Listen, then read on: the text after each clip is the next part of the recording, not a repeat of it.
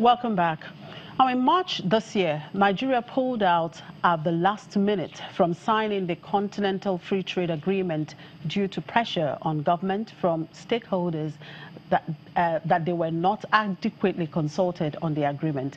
And just last week, Nigeria's chief trade negotiator, Ambassador Chiedu Osakwe, met with members of the Lagos Chamber of Commerce and Industry with details of the project in a stakeholders meeting organized by the chamber.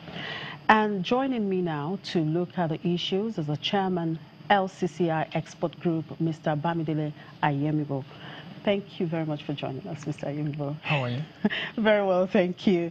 Now, the chief negotiator was with you people? Yes, last week, Thursday. That was on Thursday. Was he able to convince you people over this continental free trade area? Was he able to make his points straight? Yes, I think what he has been able to do now is to clear the air, because the challenge ab initio was the fact that many were not aware of the details of this program. So what he did at the program was to let us know what exactly does this entail.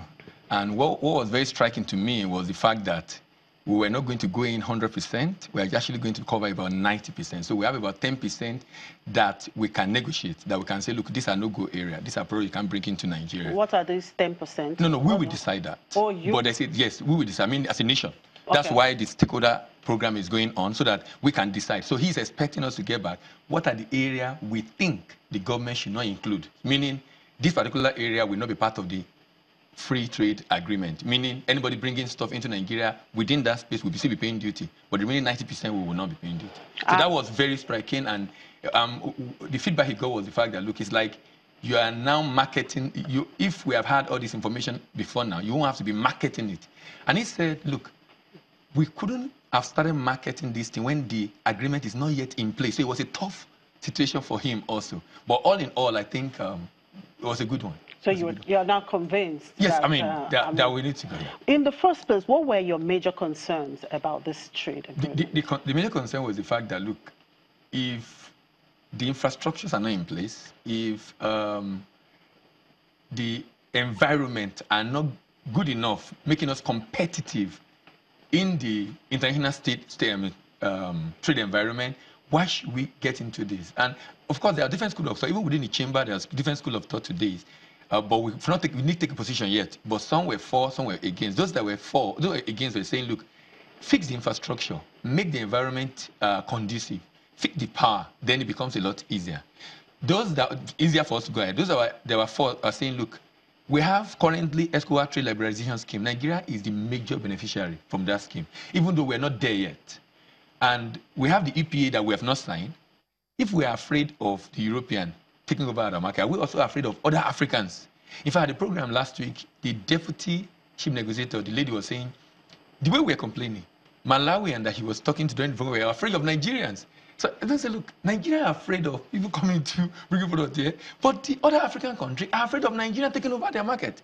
So it's like the fear also is on both sides, but that did not stop about 44 countries that eventually had been able to sign. Out of which 3, I understand, have ratified already. Because, about 22 countries need to ratify before it takes effect. 3 have ratified, Ghana, Kenya, I think Rwanda have already ratified. So they're waiting for the remaining. And that needs to be done between now and July, so that by the time they're meeting in July, we'll probably just negotiating the program so that they can start.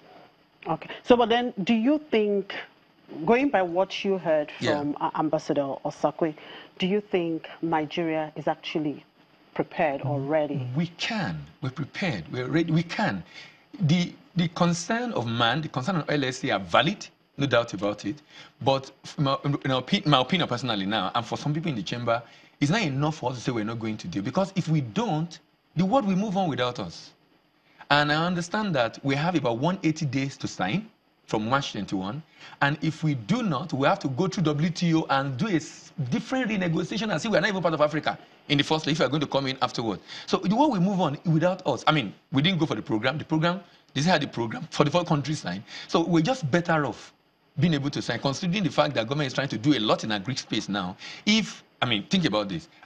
We're doing a lot in agri space now. What I see very soon is the glut in the system because we're producing so much. We need to begin to see where to push it to. And since African are like us, so they won't be demanding very high quality like the European American, then let's begin to see how we can market it to Africa. So I think it's something we should do. And what do you think are the merits and perhaps the risks of having to sign this? I'll talk about the risk first. Signing means we're going to get a lot of product into our market. We're going to increase competition. And if we are not ready, it might take some companies out of business. Now, but signing is good for us in the sense that we're going to expand our market also. Taking some companies out of business. What I mean is, if competitors are bringing in good at a cheaper rate, you're not going to be able to sell again. But when I look at this critically, what are the countries we'll be afraid of? Let's look at the top 5 economies in Africa. Nigeria, Algeria, South Africa, Morocco, South Africa, Morocco. Now, and Egypt. I check what are the major exports of these countries. Most of them are machineries. There are things that if they bring into Nigeria today, it's better off for us. So, and these are people we're supposed to be afraid of. Okay, take, for example, South Africa did not sign. But they have said they will because they were at the program, and they have said they will sign. They just need consultation within that. So on the risk, some of our businesses might be facing challenges of competing favorably, but on the positive side, we are going to be exposed to about 1.2 million market, and it seems to be the biggest in the world. The whole continent coming together to trade together. I'm not sure that happened before. So when you weigh the risk, exactly, and the merit, exactly, so the merit outweigh the risk, in my opinion. The merit outweighs the risk. Now, some people have argued that we've not even made success of economic integration in ECOWAS, then we are going into continental level. ECOWAS, ETLs have some challenges. We've had several sessions in chamber where our member complained bitterly of the issues getting some product into some West African country.